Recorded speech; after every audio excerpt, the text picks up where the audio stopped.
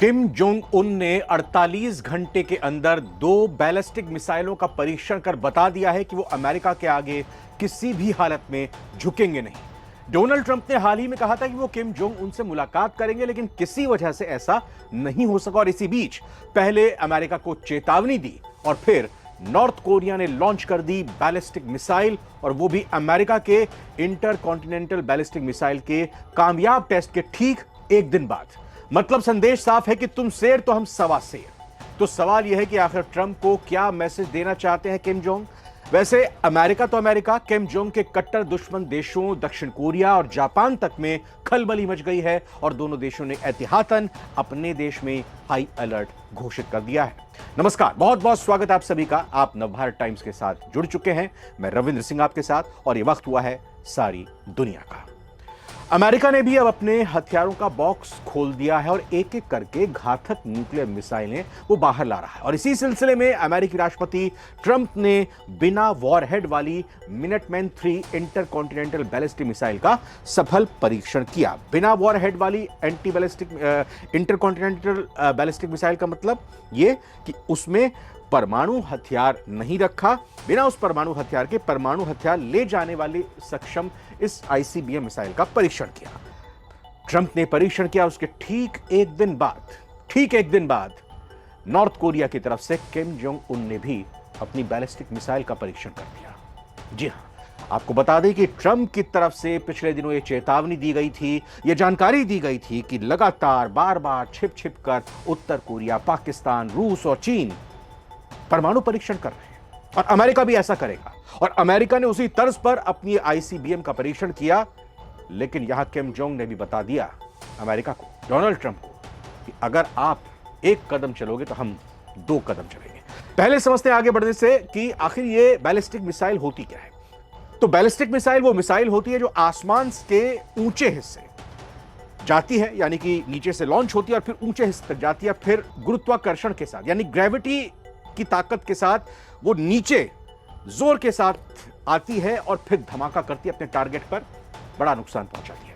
मान लीजिए आप एक पत्थर को बहुत जोर से ऊपर फेंकते हैं, वो ऊपर जाएगा और फिर ग्रेविटेशनल फोर्स के साथ वो नीचे आकर जमीन पर गिरेगा। बैलिस्टिक मिसाइल भी ठीक ऐसे ही काम करती है, बस फर्क सिर्फ इतना है कि वो रॉकेट इंजन से ऊपर जाती है पहले, यानी कि जो लॉन्च होता है पहले ऊपर जाती है और फिर नीचे गिरते वक्त वॉरहेड यानी मिसाइल उसको पुल करती है, और वॉरहेड यानी कि जो उसका ईंधन है, जो ईंधन नहीं, माफ कीजिएगा, जो उसका जो मसाला है, उसके अंदर जो विस्फोटक है, जो परमाणु विस्फोटक हो सकता है, वो विस्फोटक किसी भी तरह का हो सकता है, तो वो धमाके वाला हिस्सा नीचे आते हुए ग्रेविटेशनल फोर्स के साथ अपने टारगेट के पास जाएगा और उसके बड़े दायरे में टारगेट को पूरी तरह से बर्बाद कर देगा। संक्षेप में बैलिस्टिक मिसाइल वो रॉकेट होता है जो ऊपर जाते ही है और फिर अपने लक्ष्य पर गिरकर बहुत ज्यादा नुकसान पहुंचाती है। यानी कि बैलिस्टिक मिसाइल के बाद एक उत्तर कोरिया परीक्षण कर रहा है और अमेरिका के रिश्तों में उतार चढ़ाव आते रहे हैं। हालांकि अब भी जाहिर नहीं हो रहा कि दोनों देश किस दिशा में आगे बढ़ रहे हैं, खासकर तब जबकि उत्तर कोरिया लगातार बैलिस्टिक मिसाइलों का परीक्षण कर रहा है और अब उत्तर कोरिया ने पूर्वी सागर की ओर कम दूरी वाली बैलिस्टिक मिसाइल लॉन्च की है। आपको बता दें कि इससे ठीक एक दिन पहले उत्तर कोरिया ने अमेरिका की ओर से लगाए गए प्रतिबंधों को लेकर चेतावनी भी दी थी। दरअसल अमेरिका ने 2 नॉर्थ कोरियाई कंपनियों और 8 लोगों पर प्रतिबंध लगाने का ऐलान किया। अमेरिका का आरोप है कि इन कंपनियों और व्यक्तियों ने अवैध साइबर गतिविधियों के जरिए पैसों की धोखाधड़ी करके उसे वैध बनाने का काम किया, अमेरिका को नुकसान पहुंचाया। रुकेंगे यहां पर और बताएंगे आपको कि किस तरीके से जो प्रतिबंध लगाया गया, उत्तर कोरिया को इस बात की नाराजगी और नॉर्थ कोरिया का नाम लेकर ट्रंप ने पिछले दिनों कहा कि वो चुपके से, चोरी से परमाणु परीक्षण कर रहे हैं, इस बात की खुन्नस। और तीसरी बड़ी बात यह कि अगर ट्रंप की तरफ से आईसीबीएम का यह परीक्षण किया गया है तो फिर नॉर्थ कोरिया भी कहीं भी पीछे नहीं है। यह जानकारी निकलकर कैसे आई, अमेरिका तक कैसे पहुंची, दुनिया को कैसे पता चली। दरअसल जापान पड़ोसी मुल्क है और जापान और दक्षिण कोरिया ये वो 2 देश जिनकी उत्तर कोरिया से नहीं बनती है। जापान सरकार ने बताया कि उत्तर कोरिया ने एक मिसाइल दागी है जो एक बैलिस्टिक मिसाइल हो सकती है। जापान कोस्ट गार्ड ने यह जानकारी दी कि यह मिसाइल समुद्र में गिरी और फिलहाल किसी तरह के नुकसान की जानकारी नहीं है। जापान की प्रधानमंत्री साने तकाईची की तरफ से कहा गया कि उत्तर कोरिया की मिसाइल से किसी भी नुकसान का कोई सबूत अब तक नहीं मिला है और स्थिति पर लगातार उन्होंने नजर रखी हुई है। वहीं उत्तर कोरिया ने शुक्रवार को जो परमाणु हथियारों से lace short range ballistic missile को दागा है, टोक्यो और सियोल दोनों ने इसको कंफर्म किया, यानी कि सियोल हो गया दक्षिण कोरिया की राजधानी। यह मिसाइल जापान के विशेष आर्थिक क्षेत्र EEZ के बाहर समुद्र में जाकर गिरी, ये जानकारी भी दी गई। अब ये इलाका जहां पर यह गिरी, ये क्षेत्र जापान के तट से आगे बढ़ते हुए आपको बताएं कि 200 नॉटिकल मील लगभग 370 किलोमीटर तक फैला हुआ है। जापान के रक्षा मंत्रालय ने भी बताया है कि मिसाइल उत्तर कोरिया के पश्चिमी तट से दागी गई, जो पूर्व दिशा में लगभग 450 किलोमीटर तक गई। और वहीं दक्षिण कोरिया की सेना ने भी कहा कि उसने इस लॉन्च को तुरंत ट्रैक किया। उनके मुताबिक मिसाइल चीन की सीमा के पास उत्तर पश्चिम इलाके से दागी गई और करीब 700 किलोमीटर तक इसने उड़ान भरी। सियोल ने कहा है, दक्षिण कोरिया ने कहा है कि उसने अमेरिका और जापान के साथ मिलकर इसकी जानकारी साझा की है। 28 अक्टूबर को उत्तर कोरिया ने परमाणु सक्षम समुद्र से दागी जाने वाली इस क्रूज मिसाइलों का परीक्षण भी किया था, जो एक तरह से अमेरिकी राष्ट्रपति ट्रंप को एक मैसेज माना गया कि यह दिया गया है नॉर्थ कोरिया की तरफ से। उस समय ट्रंप टोक्यो में प्रधानमंत्री ताकाईची से मुलाकात कर रहे थे। इससे एक हफ्ते पहले और ताकाईची के प्रधानमंत्री पद संभालने के अगले दिन उत्तर कोरिया ने कई शॉर्ट रेंज बैलिस्टिक मिसाइलें दागी थी। शुक्रवार का यह ताजा लॉन्च ट्रंप की इंडो पैसिफिक यात्रा के बाद हुआ है, जिसमें वो जापान और दक्षिण कोरिया भी गए थे। इस दौरान ट्रंप ने कहा था कि उत्तर कोरियाई नेता किम जोंग उन से मिलने के लिए तैयार हैं और इसके लिए प्रतिबंधों में ढील देने या यात्रा बढ़ाने पर भी विचार कर सकते हैं।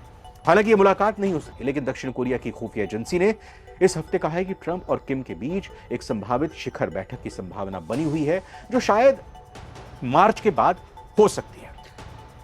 तो अगर हम इन पूरी कड़ियों को समझें तो इन पूरी कड़ियों को समझ के यही बात निकल कर सामने आती है कि किम जोंग उन ट्रंप की इस बेताबी और इस बेचैनी को समझ रहे हैं कि वो किम जोंग के साथ मुलाकात करना चाह रहे हैं, उत्तर कोरिया के साथ संबंध बहाल करना चाह रहे हैं और मुलाकात के बाद हो सकता है कि वो किसी डील की बात करें, क्योंकि ट्रंप की फेवरेट टॉपिक ही डील है।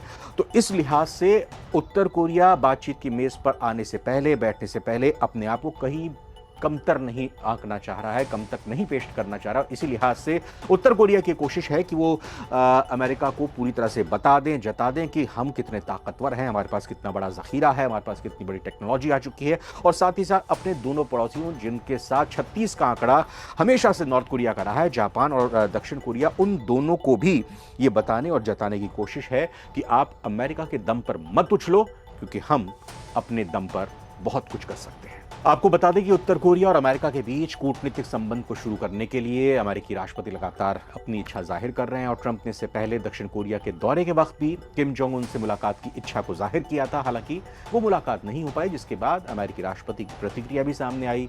ऐसे में उत्तर कोरिया के खिलाफ अमेरिका की इस कार्रवाई से बुझती हुई चिंगारी को हवा दे दिया है, क्योंकि दोनों ही देश अब आमने सामने आते हुए नजर आ रहे हैं और जापान और साउथ कोरिया इसमें पिसते हुए नजर आ रहे हैं। फिलहाल सारी दुनिया के आज के एपिसोड में इतना ही। नमस्कार।